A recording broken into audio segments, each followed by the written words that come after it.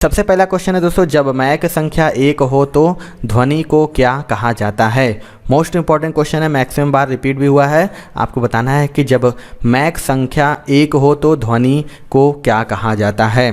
तो इसका right answer हो जाएगा दोस्तों ऑप्शन नंबर सी यानी ध्वनिक। आपको बता दें कि मैक संख्या किसी विमान के वेग और ध्वनि के वेग के अनुपात को कहते हैं, और जब मैक संख्या 1 होती है अर्थात जब वस्तु का वेग ध्वनि के वेग के समान होता है तो वस्तु द्वारा उत्पन्न ध्वनि को ध्वनिक कहा जाता है, और यदि मैक संख्या 1 से अधिक है तो पिंड की चाल पराध्वनिक कहलाती है।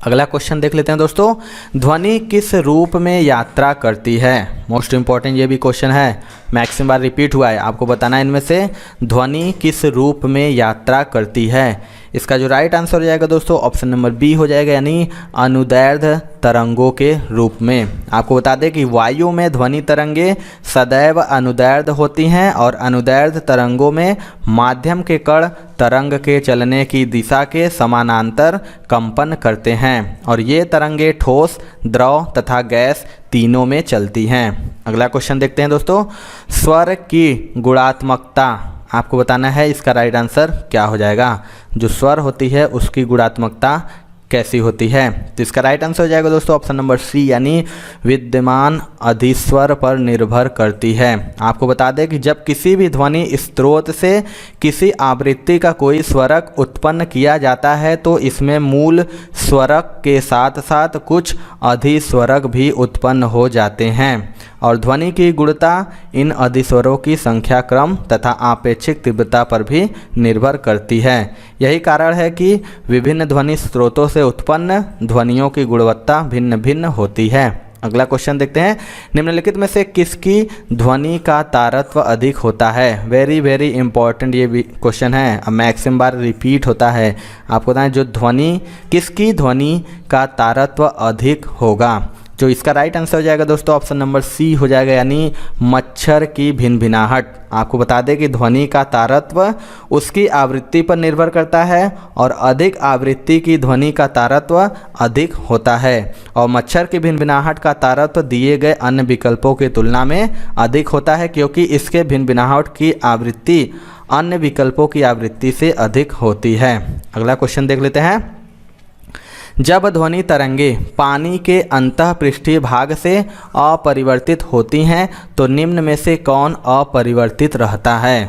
आपको बताना है इसका राइट आंसर क्या होगा। जब ध्वनि तरंगे पानी के अंतःपृष्ठीय भाग से अपरिवर्तित होती हैं तो निम्न में से कौन अपरिवर्तित रहता है। तो इसका राइट आंसर हो जाएगा ऑप्शन नंबर सी यानी आवृत्ति। आपको बता दें कि जब ध्वनि तरंगे पानी के अंतःपृष्ठीय भाग से अपरिवर्तित होती हैं तो उनकी आवृत्ति अपरिवर्तित रहती है, और ध्वनि तरंगों की पानी में चाल जो होता है 1484 मीटर प्रति सेकेंड। अगला क्वेश्चन देख लेते हैं दोस्तों, अलग अलग तारे का रंग अलग अलग होता है, इनमें से किसके कारण ऐसा होता है। यानी बताना है जो तारे का रंग अलग अलग होता है किसके कारण होता है। तो इसका जो राइट आंसर हो जाएगा दोस्तों ऑप्शन नंबर सी हो जाएगा, यानी तापमान, टेम्परेचर के कारण। आपको बता दें अलग अलग तारों का रंग उनके अलग अलग तापमान के कारण अलग अलग होता है, और नीले रंग का तापमान अधिक तथा लाल रंग का जो तापमान होता है कम होता है। अगला क्वेश्चन देखते हैं, तारों के रंगों में परिवर्तन प्रदर्शित करता है। आपको बताना है जो तारे होता है उसके रंगों में परिवर्तन प्रदर्शित क्या करता है। तो इसका राइट आंसर हो जाएगा ऑप्शन नंबर सी यानी तापमान। आपको बता दें दोस्तों कि तारों के रंगों में परिवर्तन उनके तापमान को प्रदर्शित करता है। अगला क्वेश्चन देख लेते हैं, श्रव्य परिसर में ध्वनि तरंगों की आवृत्ति क्या होती है। मोस्ट इंपॉर्टेंट क्वेश्चन है। आपको बताना है जो श्रव्य परिसर में ध्वनि तरंगों की आवृत्ति क्या होती है। तो इसका राइट आंसर हो जाएगा दोस्तों ऑप्शन नंबर ए यानी 20 हर्ट्ज से 20,000 हर्ट्ज। बता दें कि जो श्रव्य परिसर में ध्वनि तरंगों की आवृत्ति होती है वो 20 हर्ट्ज से 20,000 हर्ट्ज के मध्य होती है, और 20 हर्ट्ज से कम की आवृत्ति वाली ध्वनि तरंगे अवश्रव्य तरंगे तथा 20,000 हर्ट्ज से अधिक आवृत्ति वाली तरंगे पराश्रव्य तरंगे कहलाती हैं। अगला क्वेश्चन देखते हैं दोस्तों, यदि आप SSC and railway examination preparation कर रहे हैं तो अनअकैडमी दोस्तों लेके आ गई है गवर्नमेंट एग्जाम स्कॉलरशिप टेस्ट 2.0। देखिए ये मार्च 26 2022 को होने वाला है, जिसमें आपको बहुत सारे अवार्ड भी मिलेंगे, स्कॉलरशिप और एकदम एग्जाम ओरिएंटेड टेस्ट मिलेगा। जैसे एग्जाम में क्वेश्चन पूछे जाते हैं उसी हिसाब के दोस्तों यहाँ पे आपको क्वेश्चन सेट किए गए हैं, आप एग्जामिनेशन को दे सकते हैं। इसकी टाइमिंग देखिए 26 तारीख को है। अगर आप बैंक एग्जाम की देना चाहते हैं तो 10 बजे है और एसएससी के लिए 2 बजे, और रेलवे एग्जाम से तैयारी कर रहे हैं तो एकदम एग्जाम पैटर्न पे आधारित सभी प्रश्नों को 5 बजे टेस्ट के माध्यम से दे सकते हैं। इसके अलावा दोस्तों अगर आपकी रैंक 1 आती है तो आपको लैपटॉप मिलेगा, अगर 2 से 6 में आती है तो स्मार्टफोन, 7 से 16 में आती है तो वायरलेस ईयरफोन, और 300 विनर्स जो होंगे उनको 1000 का अमेजन गिफ्ट वाउचर और 400 विनर को अनअकैडमी स्कॉलरशिप मिलने वाला है। तो बहुत ही मजेदार है। अगर आप प्रिपरेशन में लगे हुए हैं तो आप फटाफट इस टेस्ट को दीजिए, फटाफट कर लीजिए एनरोल। वीडियो के नीचे डिस्क्रिप्शन बॉक्स में आपको सबसे पहला लिंक मिल जाएगा, उस लिंक पे क्लिक करके अपने को एनरोल कर लीजिए, और ये एकदम फ्री में एनरोलमेंट है, ऐसा कुछ भी नहीं, इसका कोई पैसा वैसा नहीं है। तो फटाफट एनरोल कर लीजिए, link in the description box. निम्नलिखित में से किसका प्रयोग समुद्र की गहराई जानने और कोई मोटाई मापने, हिमशैल की स्थिति और धातुओं में त्रुटि जानने के लिए किया जाता है? मोस्ट इंपॉर्टेंट क्वेश्चन है। 4 क्वेश्चन इसमें एक ही साथ है कि समुद्र की गहराई जानने, कोई मोटाई मापने और हिमशैल की स्थिति और धातुओं में त्रुटि जानने के लिए किसका प्रयोग किया जाता है? तो इसका राइट आंसर हो जाएगा ऑप्शन नंबर ए, यानी पराश्रव्य। आपको बता दें कि 20 हर्ट्ज से 20 किलो हर्ट्ज तक की आवृत्ति की तरंगे श्रव्य तरंगे कहलाती है, और इससे कम आवृत्ति की तरंगों को अवश्रव्य तरंग और इससे अधिक आवृत्ति की तरंगों को पराश्रव्य तरंग कहते हैं। और पराश्रव्य तरंगों में आवृत्ति अधिक होने के कारण अत्यधिक ऊर्जा होती है, जिससे ये मानव जीवन हेतु पर्याप्त महत्वपूर्ण भूमिका अदा करती है, और इसका उपयोग रुधिर रहित शल्य क्रिया, ट्यूमर का पता लगाने, दांत उखाड़ने, निष्क्रिय धूल धूम कणों के स्कंदन, समुद्री गहराई आदि का मापन, चट्टानों या हिमशैलों का पता लगाने और धातुओं में त्रुटि ज्ञात करने, कपड़ों की धुलाई, घड़ी, विमान आदि के आंतरिक कल पुर्जों की सफाई आदि में होता है। आपको बता दें कि सोनार में इसी तरंग का भी प्रयोग होता है। अगला क्वेश्चन देखते हैं। चमगादड़ अंधेरे में उड़ सकते हैं क्योंकि? मोस्ट इंपॉर्टेंट है। आपको बताएं जो चमगादड़ होते हैं वो अंधेरे में कैसे उड़ सकते हैं? तो इसका राइट आंसर हो जाएगा ऑप्शन नंबर सी, यानी उनका मार्गदर्शक उनके द्वारा उत्पन्न पराश्रव्य तरंगों द्वारा मार किया जाता है। आपको बता दें दोस्तों कि चमगादड़ लगभग 1 लाख आवृत्ति तक की पराश्रव्य तरंगों को सुन सकता है, और उड़ते समय चमगादड़ स्वयं इन तरंगों को उत्पन्न करते हैं, और ये तरंगे जब किसी अवरोध से टकराती है तो इन वस्तुओं से परावर्तित होकर पुनः चमगादड़ द्वारा ग्रहण कर ली जाती है, जिससे उसे सामने अवरोध की जानकारी हो जाती है तथा वह इन अवरोधों से बिना टकराए रात्रि में उड़ सकता है। अगला क्वेश्चन देखते हैं। ताप की प्रत्येक डिग्री सेल्सियस वृद्धि से वायु में ध्वनि का वेग बढ़ता है। आपको बताना है इसका राइट आंसर क्या हो जाएगा। तो इसका जो राइट आंसर हो जाएगा दोस्तों ऑप्शन नंबर ए हो जाएगा, यानी 61 सेमी प्रति सेकंड। आपको बता दें ध्वनि की जो चाल पर तापमान का प्रभाव पड़ता है, और ध्वनि की चाल परम ताप के वर्गमूल के अनुक्रमानुपाती होता है। इस प्रकार बता दें दोस्तों कि ताप बढ़ाने पर ध्वनि की चाल 0.61 मीटर प्रति सेकेंड बढ़ जाती है। अगला क्वेश्चन देखते हैं दोस्तों। प्रयोगशाला उपकरणों को बनाने के लिए उपयोग में लिया गया कांच है। आपको बताएं जो प्रयोगशाला उपकरण को बनाने के लिए किस कांच का उपयोग किया जाता है? तो इसका जो राइट आंसर हो जाएगा ऑप्शन नंबर ए हो जाएगा, यानी पायरेट्स कांच। आपको बता दें पायरेट्स कांच का उपयोग प्रयोगशाला के उपकरणों को बनाने में किया जाता है। अगला क्वेश्चन देख लेते हैं। किसके परिवर्तन से वायु में ध्वनि की गति में परिवर्तन नहीं होता? आपको बताना है कि इनमें से किसके परिवर्तन से वायु में ध्वनि की गति में परिवर्तन नहीं होता है? तो इसका राइट आंसर हो जाएगा ऑप्शन नंबर सी, यानी वायुदाब, जो कि वायुदाब के परिवर्तन से वायु में ध्वनि की गति में परिवर्तन नहीं होता है। अगला क्वेश्चन देख लेते हैं दोस्तों। अल्बर्ट आइंस्टीन थे एक प्रसिद्ध, मोस्ट इंपॉर्टेंट क्वेश्चन है ये भी। आपको बताना जो अल्बर्ट आइंस्टीन थे वो इनमें से क्या थे? तो इसका राइट आंसर हो जाएगा दोस्तों ऑप्शन नंबर सी, यानी भौतिक शास्त्री। अल्बर्ट आइंस्टीन जो कि एक प्रसिद्ध भौतिक शास्त्री थे जिन्होंने सापेक्षता के सिद्धांत को प्रतिपादित किया था। अगला क्वेश्चन देखते हैं। एक सुपरसोनिक वायुयान की गति होती है। आपको बताना है जो एक सुपरसोनिक वायुयान होती है उसकी गति होती है।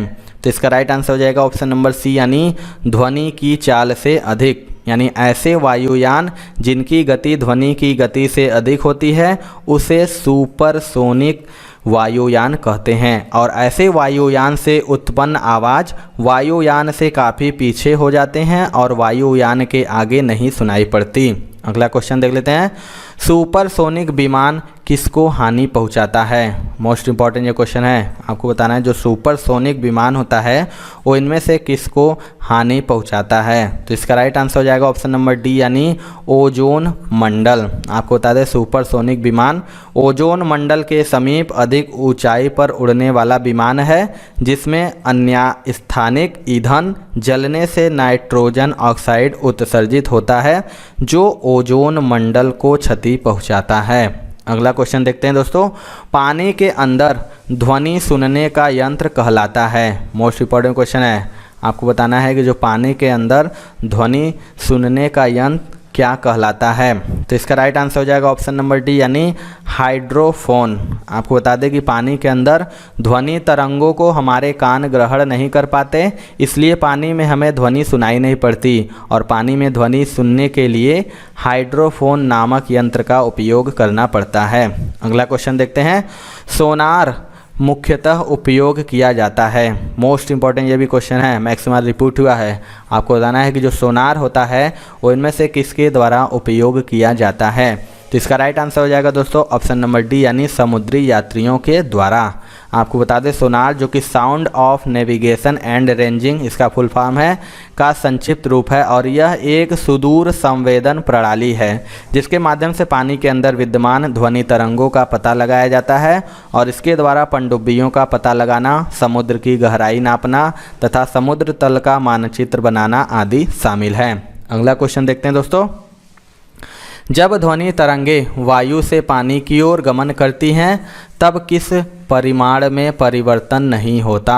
आपको बताना है कि जब ध्वनि तरंगे वायु से पानी की ओर गमन करती है तब किस परिमाण में परिवर्तन नहीं होता? तो इसका जो राइट आंसर हो जाएगा दोस्तों ऑप्शन नंबर ए हो जाएगा यानी आवृत्ति फ्रीक्वेंसी।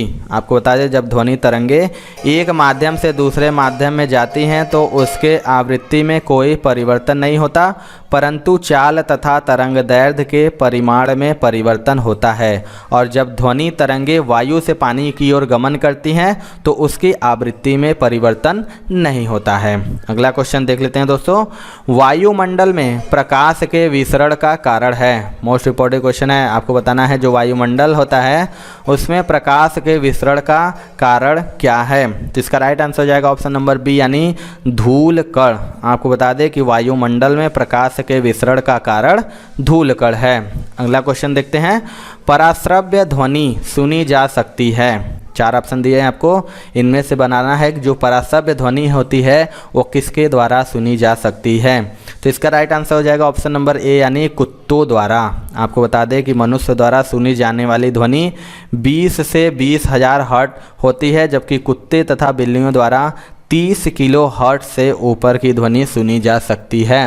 अगला क्वेश्चन देख लेते हैं, प्रकाश सबसे अधिक गति से किसमें यात्रा करता है? मोस्ट इंपॉर्टेंट ये भी क्वेश्चन है, आपको बताना जो प्रकाश होता है वो सबसे अधिक गति से किसमें यात्रा करता है? इसका राइट आंसर हो जाएगा ऑप्शन नंबर बी यानी निर्वात में। आपको बता दें कि प्रकाश की जो चाल होती है निर्वात में सर्वाधिक होती है और सामान्यतया निर्वात में प्रकाश की चाल 3 × 10⁸ मीटर प्रति सेकेंड का गणनाओं में प्रयोग किया जाता है क्योंकि यह मान वास्तविक रूप में मापे गए मान के बहुत निकट है और प्रकाश की चाल को पानी, निर्वात, वायु तथा कांच में इस प्रकार व्यक्त कर सकते हैं। अगला क्वेश्चन देख लेते हैं दोस्तों, विस्फोट के कारण समुद्र के तल पर उत्पन्न तरंगे हैं। आपको बताना है जो विस्फोट के कारण समुद्र के तल पर उत्पन्न तरंगे हैं। तो इसका जो राइट आंसर हो जाएगा दोस्तों ऑप्शन नंबर डी हो जाएगा यानी अनुदैर्ध्य। आपको बता दें किसी विस्फोट के कारण समुद्र के तल पर उत्पन्न होने वाली तरंगे अनुदैर्ध्य तरंगे होती हैं। अगला क्वेश्चन देखते हैं, जब प्रकाश किसी चमकीली सतह पर आपतित होता है, खाली स्थान है तो परावर्तन की घटना घटित होती है। आपको बताना है कि जब प्रकाश किसी चमकीली सतह पर आपतित होती है तो परावर्तन की घटना घटित होती है। तो इसका राइट आंसर हो जाएगा ऑप्शन नंबर डी यानी नियमित आपको बता दें दोस्तों कि चमकीली सतह चिकनी तथा समतल होती है, अतः ऐसी सतहों पर जब प्रकाश आपतित होता है तो नियमित परावर्तन की घटना घटित होती है, अर्थात इस दशा में परावर्तन के नियमों का पालन होता है। अगला क्वेश्चन देख लेते हैं, इनमें से किसमें ध्वनि की गति सबसे तेज होती है? आपको बताना है इनमें से किसमें ध्वनि की जो गति होती है वो सबसे तेज होती है। तो राइट आंसर हो जाएगा ऑप्शन नंबर सी यानी स्टील में। आपको बता दें कि वायु, पानी और स्टील तथा केरोसिन तेल इन सभी में ध्वनि की चाल भिन्न भिन्न होती है तथा इनमें से स्टील में ध्वनि की जो चाल होती है सर्वाधिक होती है। तो ये थी दोस्तों आज की वीडियो। आपको वीडियो कैसा लगा कमेंट सेक्शन में जरूर बताइएगा। वीडियो पसंद आएगा दोस्तों तो एक लाइक जरूर कर दीजिएगा और हमारे चैनल पर नए हैं तो चैनल को जरूर सब्सक्राइब करके बेल आइकन दबा लीजिएगा। तो मिलते हैं दोस्तों अपने अगले वीडियो में, तब तक के लिए जय हिंद जय भारत।